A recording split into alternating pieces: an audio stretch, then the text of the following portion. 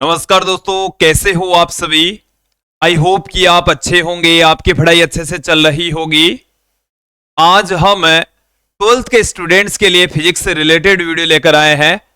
इस वीडियो में हम 5th चैप्टर चुंबकत्व एवं द्रव्य से संबंधित एक महत्वपूर्ण टॉपिक दंड चुंबक के कारण से चुंबकीय क्षेत्र की तीव्रता लेकर आए हैं। दंड चुंबक मतलब छड़ चुंबक, इसे हम अंग्रेजी में बार मैग्नेट कहते हैं, और उसकी अक्ष तथा निरक्ष पर चुंबकीय क्षेत्र की तीव्रता का व्यंजक आज के इस वीडियो में हम देखेंगे, समझेंगे। विद्यार्थियों, यदि आप हमारे YouTube चैनल पर नए हैं तो चैनल को सब्सक्राइब कर लीजिए, साथ में बेल आइकन भी दबा दीजिए ताकि आपको आगे की वीडियोस की नोटिफिकेशन मिलती रहे। विद्यार्थियों, हम आपको बता दें कि हम NCERT के नए सिलेबस के अकॉर्डिंग पहले से चौथे चैप्टर के सभी टॉपिक्स के YouTube वीडियो अपलोड कर दिए हैं। एक एक करके सभी टॉपिक्स का हमने अध्ययन कर लिया है। हमारा फिलहाल 5वां चैप्टर चल रहा है, जिसमें हम दंड चुंबक या छड़ चुंबक की अक्ष और निरक्ष पर चुंबकीय क्षेत्र की तीव्रता का व्यंजक आज के इस वीडियो में देखने वाले हैं, समझने वाले हैं। इस टॉपिक को समझने के लिए हमें लास्ट टॉपिक को थोड़ा सा समझना होगा। लास्ट टॉपिक में हमने एकल उत्तरी ध्रुव के कारण से चुंबकीय क्षेत्र की तीव्रता का व्यंजक देखा था। क्या देखा था, मैं थोड़ा सा आपको याद दिला देता हूं। देखिए, हमने क्या पढ़ा था। एकल चुंबकीय ध्रुव के कारण, इसकी वजह से एकल चुंबकीय ध्रुव के कारण चुंबकीय क्षेत्र की तीव्रता, चुंबकीय क्षेत्र की तीव्रता, हमारे पास में एकल चुंबकीय ध्रुव है और उस एकल चुंबकीय ध्रुव के कारण से, जैसे ये हमारे पास में कोई चुंबकीय ध्रुव है और इसकी जो ध्रुव प्रबलता है वो हमारे पास में है QM, और इस ध्रुव से स्मॉल r दूरी पर एक बिंदु P स्थित है, जहां पर चुंबकीय क्षेत्र की तीव्रता B बराबर μ0/4 पाई QM अपॉन R स्क्वेयर होती है। ये हमने पढ़ लिया है। लास्ट वीडियो में इसके बारे में हमने अध्ययन कर लिया है। ये बार बार इस वीडियो में यूज में आने वाली है। इस सूत्र को हम बार बार यहां पर यूज में लेने वाले हैं। देखिए, जो हेडिंग है एक बार उसको आप समझ लें। दंड चुंबक जो कि एक घनाभाकार चुंबक होती है, जिसे हम छड़ चुंबक, अंग्रेजी में इसको बार मैग्नेट कहा जाता है, और उसकी वजह से हम चुंबकीय क्षेत्र की तीव्रताएं देखेंगे। उसकी अक्ष पर देखेंगे, सबसे पहले उसकी अक्ष पर देखेंगे, उसके पश्चात चुंबकीय निरक्ष पर चुंबकीय क्षेत्र की तीव्रता देखने वाले हैं। तो सबसे पहले हम ज्ञात कर लेते हैं चुंबकीय अक्ष पर। इसके लिए हम सर्वप्रथम दंड चुंबक का निर्माण कर लेते हैं। ये हमारे पास में एक दंड चुंबक है, ये छड़ चुंबक है, और इस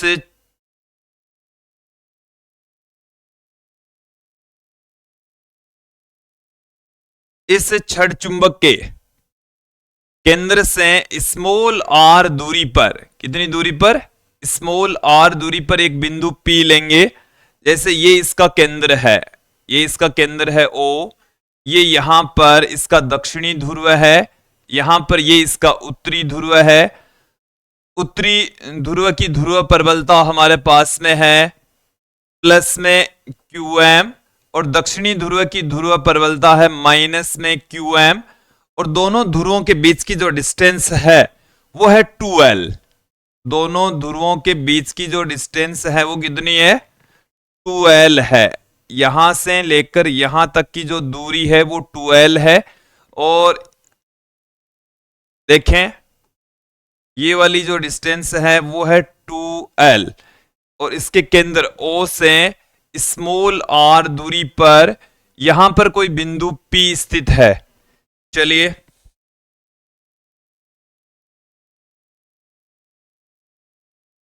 यहां से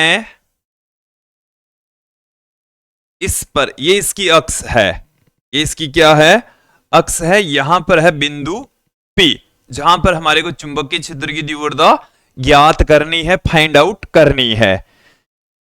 एक बार इस डायग्राम को आप अच्छे से समझ ले कि हमारे पास में एक छड़ चुंबक है और उस छड़ चुंबक के केंद्र O से स्मॉल r दूरी पर एक बिंदु, उसकी अक्ष पर ही एक बिंदु P स्थित है, जहां पर हमारे को चुंबकीय क्षेत्र की तीव्रता ज्ञात करनी है। तो देखिए, उत्तरी ध्रुव की ध्रुव प्रबलता है +qm, दक्षिणी ध्रुव की ध्रुव प्रबलता है -qm। दोनों ध्रुवों के बीच की जो डिस्टेंस है वो है 2l। तो आप यहां पर देखेंगे कि यहां से यहां तक की जो डिस्टेंस है, यहां से यहां तक की जो डिस्टेंस है वो है l, और यहां से यहां तक की जो डिस्टेंस है वो भी कितनी है, l। इस केंद्र से l डिस्टेंस के ऊपर दोनों ध्रुव मौजूद है। अब यहां पर आप देखेंगे कि यहां से ये वाली जो डिस्टेंस है वो कितनी हो जाएगी, इसकी जरूरत पड़ेगी, और यहां से हमें इसकी डिस्टेंस की भी जरूरत पड़ेगी। एक बार इस डायग्राम को समझें। उत्तरी ध्रुव से इसकी जो दूरी है यहां से यहां तक, ये दूरी है r, ये दूरी है l, तो ये हो जाएगी r माइनस l। ये वाली डिस्टेंस है r और ये वाली डिस्टेंस है l, तो ये वाली डिस्टेंस हो जाएगी r plus l, r plus l हो जाएगी। ठीक है। अब हम उत्तरी ध्रुव के कारण से चुंबकीय क्षेत्र की तीव्रता, उत्तरी ध्रुव के कारण से चुंबकीय क्षेत्र की तीव्रता उसको B1 से लिखेंगे, जो कि इससे दूर की ओर होगी। उत्तरी ध्रुव से किधर होती है, दूर की ओर। फिर दक्षिणी ध्रुव के कारण से चुंबकीय क्षेत्र की तीव्रता होती है इसके पास की ओर, उसको हम लिख रहे हैं B2 से। तो ये बिंदु P पर चुंबकीय क्षेत्र की तीव्रताएं B1 तथा B2 आ चुकी है, जिनकी डायरेक्शन एक दूसरे के अपोजिट है। अब सर्वप्रथम हम उत्तरी ध्रुव के कारण से बिंदु P पर चुंबकीय क्षेत्र की तीव्रता B1 का मान देख लेते हैं। उत्तरी ध्रुव के कारण, उत्तरी ध्रुव के कारण बिंदु P पर चुंबकीय क्षेत्र की तीव्रता, बिंदु P पर चुंबकीय क्षेत्र की तीव्रता, चुंबकीय क्षेत्र की तीव्रता B1 बराबर, B1 बराबर देखिए क्या आएगी, μ0/4π, इस ध्रुव की ध्रुव प्रबलता है qm, और यहां से बिंदु P की जो दूरी है वो है r माइनस l, तो r माइनस l का स्क्वायर हो जाएगा। ये आ गई इक्वेशन नंबर 1, समीकरण 1 आ चुकी है। फिर हम देखेंगे दक्षिणी ध्रुव के कारण से बिंदु P पर चुंबकीय क्षेत्र की तीव्रता,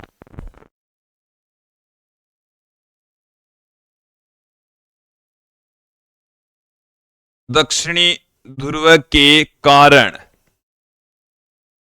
दक्षिणी ध्रुव के कारण बिंदु P पर,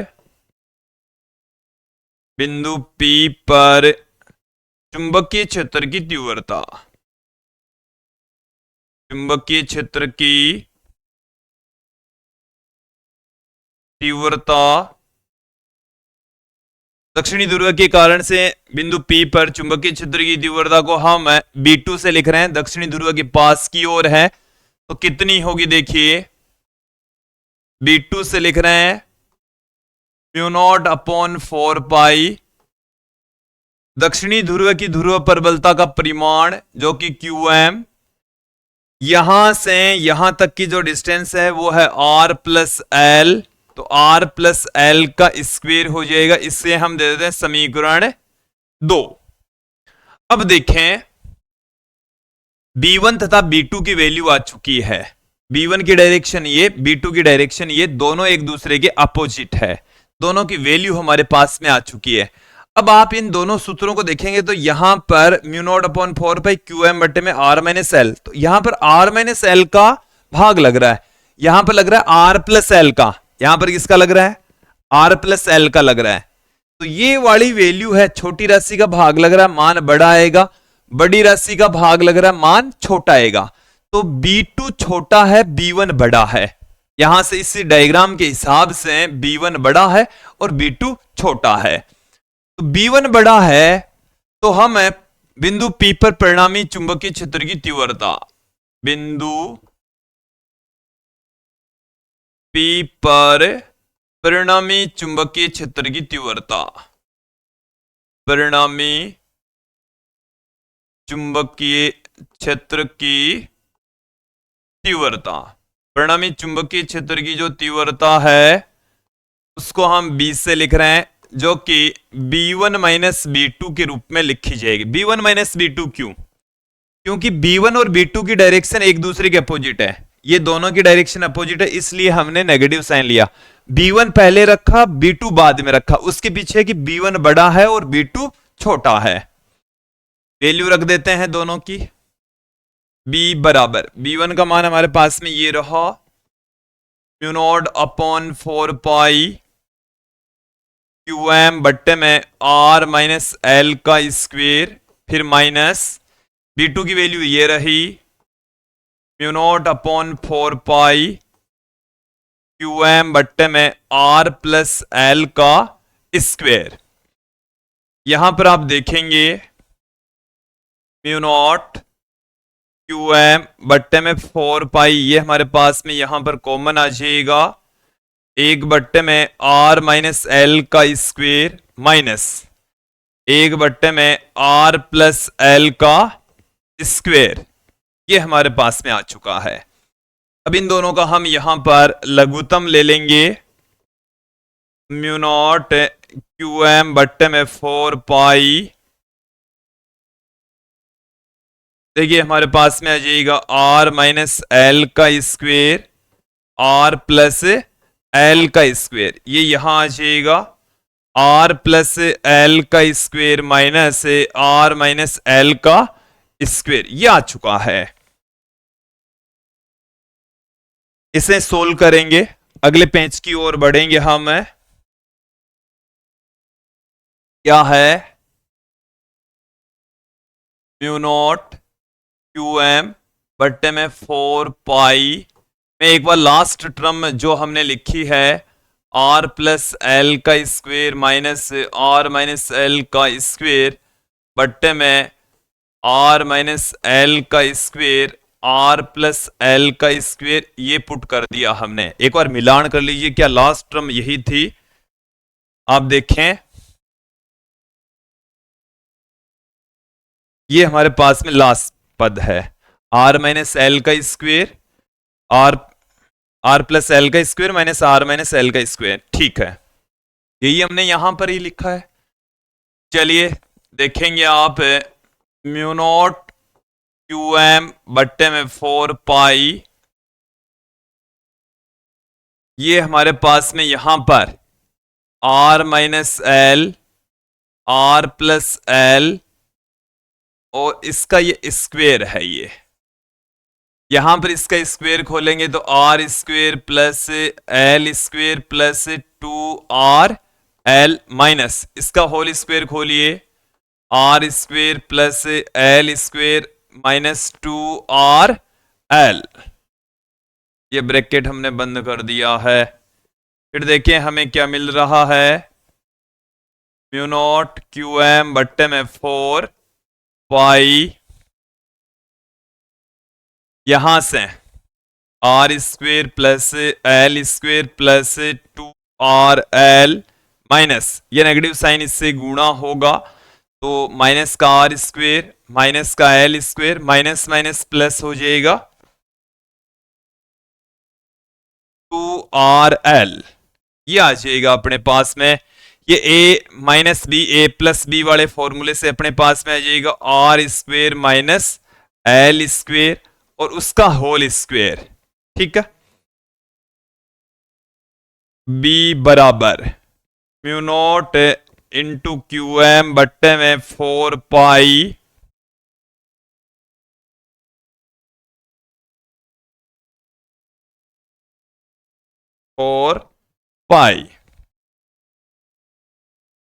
यहां से R स्क्वेयर कैंसिल हो जाएगा, L स्क्वेयर से L स्क्वेयर कैंसिल हो जाएगा, 2RL और 2RL क्या हो जाएगा 4RL हो जाएगा। यहां से आप देखें R square minus L square का स्क्वेयर, ठीक है, ये हमारे पास में इतना आ चुका है। अब इसमें QM इंटू 2L ये होता है स्मॉल m, तो हम इसको क्या पुट कर दें, B बराबर म्यू नॉट अपॉन 4 पाई, आप देखें 2 QM into 2L into R, into में क्या पड़ा है, R पड़ा है, बट्टे में R square minus L square का होल स्क्वेयर। अब देखो यहां पर आप ध्यान देंगे कि ये जो आर है ना, इसकी तुलना में ये जो एल है वो काफी छोटा है। आर स्क्वेयर की तुलना में हम एल स्क्वेयर को नगण्य मानकर यहां पर छोड़ देंगे, तो यहां पर क्या आ जाएगा, देखो ध्यान देना, आर है वो बड़ा है एल से, तो आर स्क्वेयर है वो काफी बड़ा हो जाएगा एल स्क्वेयर से।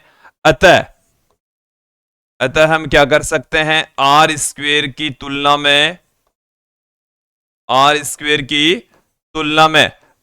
स्क्वेयर को नगण्य मानने पर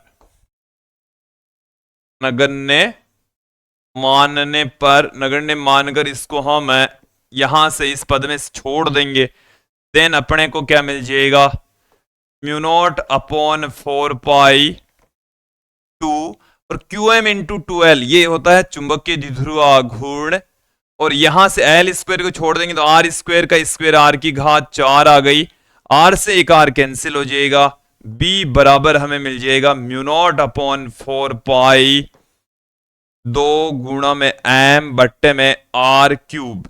ये आ गया है किसी छड़ चुंबक या दंड चुंबक की अक्ष पर चुंबकीय क्षेत्र की तीव्रता म्यू नॉट अपॉन 4 पाई 2m अपॉन R क्यूब।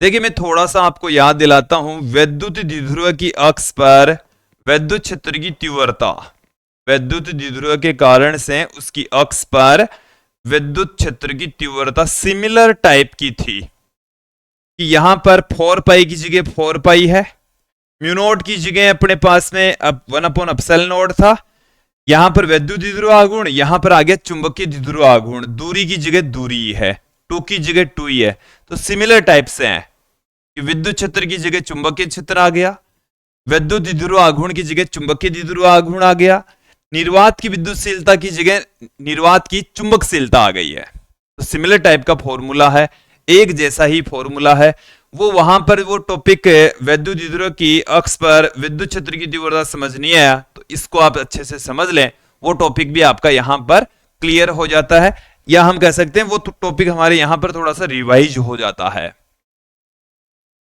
अब हम छड़ चुंबक की निरक्ष पर चुंबकीय क्षेत्र की तीव्रता देखने वाले हैं। चलिए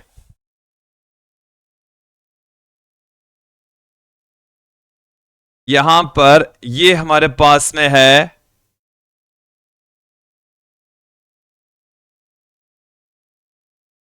अपनी छड़ चुंबक, ये इसका केंद्र है, ये है यहां पर उत्तरी ध्रुव है, ये है दक्षिणी ध्रुव है, और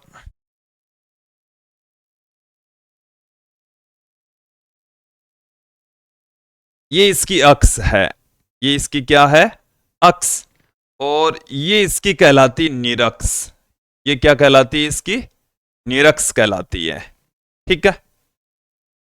तो यहां से आप देखेंगे इस उत्तरी ध्रुव के कारण से और दक्षिणी ध्रुव के कारण से चुंबकीय क्षेत्र की तीव्रताएं देखने वाले हैं। इसको मैं ले लेता हूं बिंदु P, से हम ले लेते हैं बिंदु P, ये हमारे पास में बिंदु P आ गए। एक बार डायग्राम आप अच्छे से समझ ले, उत्तरी ध्रुव और दक्षिणी ध्रुव के बीच की जो डिस्टेंस है वो 2L है, यहां से यहां तक की जो डिस्टेंस है वो कितनी है, 2L के बराबर है। बिंदु O से P तक की जो डिस्टेंस है वो स्मॉल r है, और यहां का जो एंगल है, ये वाला जो कोण है वो थीटा है, तो ये वाला जो कोण है वो भी कितना होगा, थीटा होगा। ये आप कोण भी अच्छे से समझ ले, ठीक है। अब देखिए हम यहां पर देखेंगे उत्तरी ध्रुव की वजह से बिंदु P पर चुंबकीय क्षेत्र की तीव्रता, तो उत्तरी ध्रुव की ध्रुव प्रबलता होती है प्लस में QM, दक्षिणी ध्रुव की ध्रुव प्रबलता होती है माइनस में QM। ये इनकी ध्रुव प्रबलताएं हो गई है। सबसे पहले हम बात करेंगे उत्तरी ध्रुव के कारण से बिंदु P पर चुंबकीय क्षेत्र की तीव्रता। इसकी वजह से उत्तरी ध्रुव के कारण, उत्तरी ध्रुव के कारण P पर चुंबकीय क्षेत्र की तीव्रता, चुंबकीय क्षेत्र की तीव्रता, वो जो चुंबकीय क्षेत्र की तीव्रता है उसको हम लिख रहे हैं B1 से पुट कर रहे हैं। चलिए यहां पर हम लिख देंगे B1 से पुट कर रहे हैं। यहां पर आप ध्यान देंगे इस उत्तरी ध्रुव के कारण से चुंबकीय क्षेत्र की तीव्रता B1 इस डायरेक्शन में होगी, दक्षिणी ध्रुव के कारण से इसके पास की ओर होगी, उसको हम B2 से पुट कर रहे हैं। किससे पुट कर रहे हैं? B1 B2। ये आपको क्लियर हो जाना चाहिए, समझ आ जाना चाहिए। अब हम देख लेते हैं B1 की जो वैल्यू होगी वो कितनी होगी, μ0/4π QM बट्टे में दूरी का वर्ग। तो यहां से यहां तक की दूरी कितनी है, ये वाली डिस्टेंस L है, ये R है, तो पाइथागोरस प्रमेय लगाकर ये कर्ण हम ज्ञात कर लेंगे R² प्लस L² का रूट। रूट का मतलब होता है उसकी घात 1/2 है, और 1/2 का स्क्वेयर करेंगे, देखो R² प्लस L² का रूट है, इसका स्क्वेयर कर देंगे, स्क्वेयर करेंगे तो ये अंडरूट हट जाएगा। तो μ0/4π QM बट्टे में R² प्लस L², ये आ जाएगा, और ये आ गई हमारे पास में समीकरण 1। फिर है दक्षिणी ध्रुव के कारण, दक्षिणी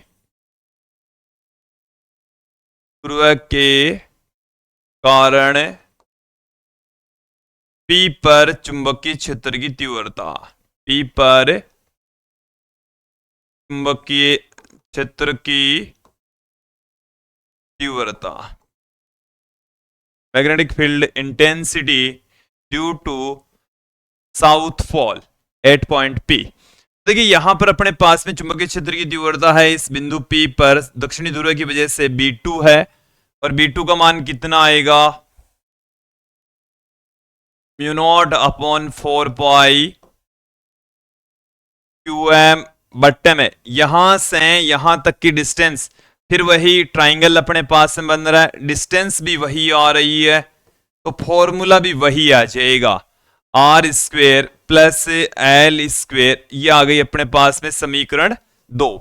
समीकरण 1 और 2 को आप ध्यान पूर्वक देखें, अच्छे से देख लीजिए, समीकरण 1 और 2 से, 1 और 2 को अच्छे से देख लीजिए, दोनों का मान समान है, μ0/4π, इधर भी μ0/4π QM, उधर भी QM, R² प्लस L², उधर भी R² प्लस L²।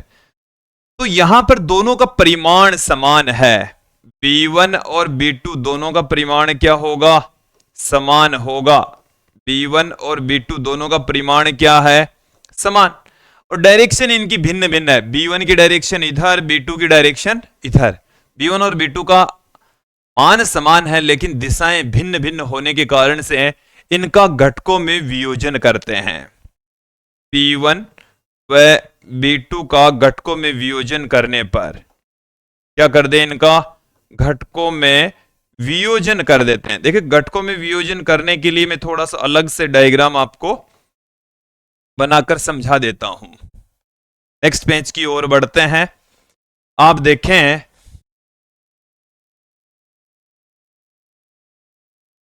इस तरीके से हम ले रहे हैं,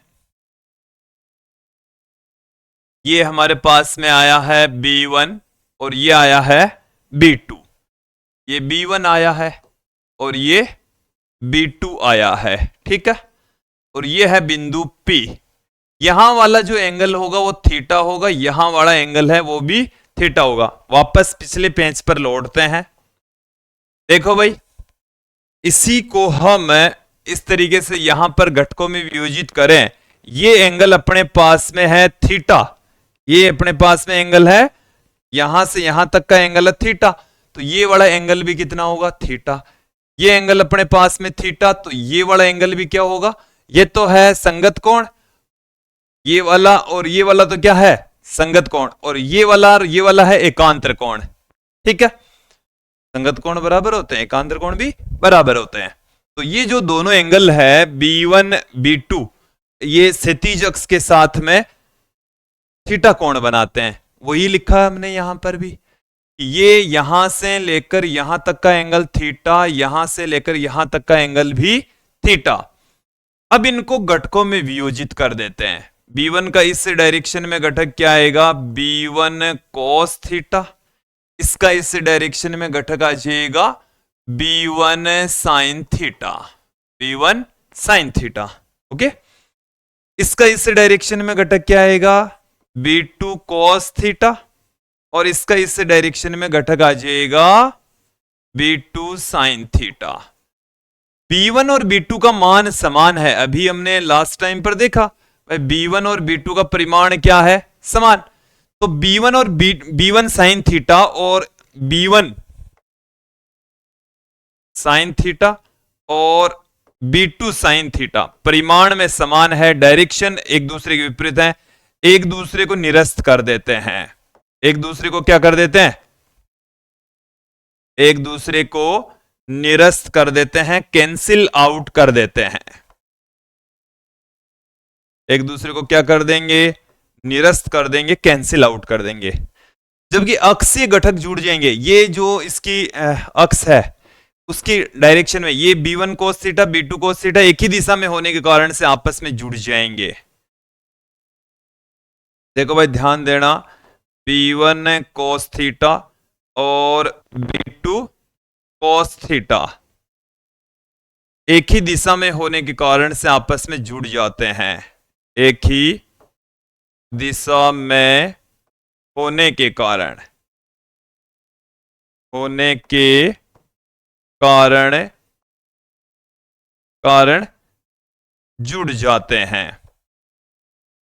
जुड़ जाते हैं। परिणाम स्वरूप जो चुंबकीय क्षेत्र की तीव्रता है वो इस डायरेक्शन में होती है। ठीक है, और कितनी होती है, B बराबर B1 और B2 दोनों की वैल्यू, B1 cos थीटा और B2 cos थीटा, ये दोनों वैल्यू हमने यहां पर पुट कर दी। B1 और B2 दोनों का मान क्या है, समान है। B1 और B2 दोनों का मान क्या है, समान है।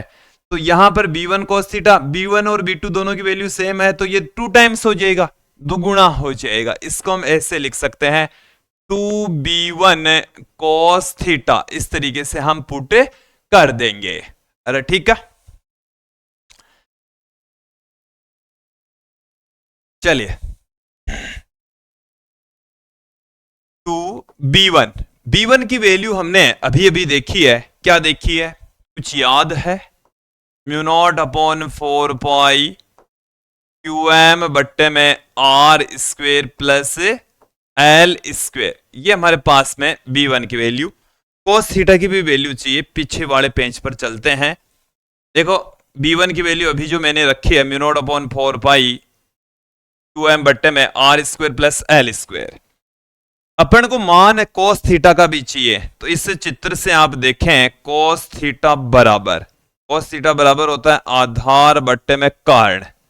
तो आधार, ये आधार हो गया, ये अपने पास में ये वाले ट्रायंगल से हम इसकी वैल्यू फाइंड आउट कर लें, तो 90 डिग्री के सामने वाली भुजा ये कर्ण हो गई है, थीटा के सामने वाली भुजा ये लंब हो गई है, ये आधार हो गई है।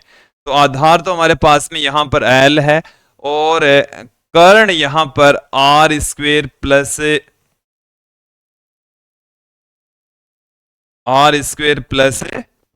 L स्क्वेयर हो जाएगा। यहां पर इनकी वैल्यू पुट कर देते हैं, वापस अगले पेज की ओर लौटते हैं। cos थीटा का मान है L बट्टे में R square plus L square की घात अपने पास में रह गई है 1/2। क्या मिल जाएगा, mu naught upon 4 pi QM, ये 2 इसके साथ में लगा देते हैं, 2l बट्टे में R square plus L square की घात आ गई है 3/2। देखो यहां पर आप ध्यान देंगे, इसको मैं ऐसे लिख दूं, म्यू नॉट अपॉन 4 पाई क्यू एम इंटू 2l, ये होता है स्मॉल एम। क्या होता है? स्मॉल एम होता है। देखो ध्यान देना भाई, स्मॉल एम होता है किसी एक ध्रुव की ध्रुव प्रबलता जो कि क्यू एम, और दोनों ध्रुवों के बीच की दूरी के गुणनफल से हम लिखेंगे। ये आ गया अपने पास में। अब देखो ये जो r है वो काफी बड़ा है l से, तो r स्क्वेयर है वो काफी बड़ा हो जाएगा l स्क्वेयर से। अतः हम क्या कर देंगे, l स्क्वेयर को नगण्य मानने पर नगण्य मान लेंगे।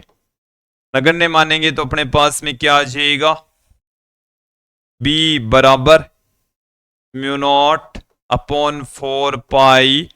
देखो यहां पर आप ध्यान देंगे, m इसको नगण्य मान लिया, r स्क्वायर की घात है 3/2, 2 से 2 कैंसिल हो जाएगा, r क्यूब आ जाएगा। क्या आ जाएगा? r cube. ये निरक्ष पर चुंबकीय क्षेत्र की तीव्रता का सूत्र व्यंजक आ चुका है। ठीक है, अगले पेज पर इसको थोड़ा समझते हैं। चुंबकीय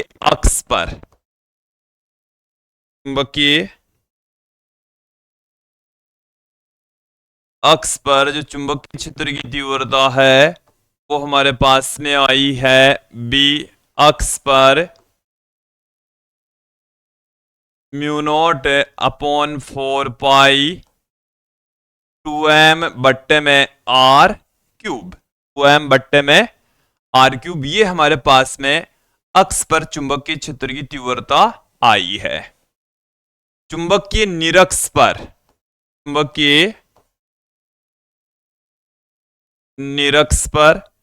निरक्ष के ऊपर चुंबकीय क्षेत्र की तीव्रता देखिए, इसकी ठीक आधी हमें प्राप्त हुई है, ठीक आधी हमें मिली है। यहां पर m बट्टे में r क्यूब हमें प्राप्त हुआ है। ओके, b निरक्ष होगा म्यू नॉट अपॉन 4 पाई m बट्टे में r क्यूब। आप यहां पर देखेंगे कि अक्ष पर जो चुंबकीय क्षेत्र की तीव्रता होती है वो निरक्ष वाली चुंबकीय क्षेत्र की तीव्रता की दुगुनी होती है। निरक्ष वाली की क्या होती है?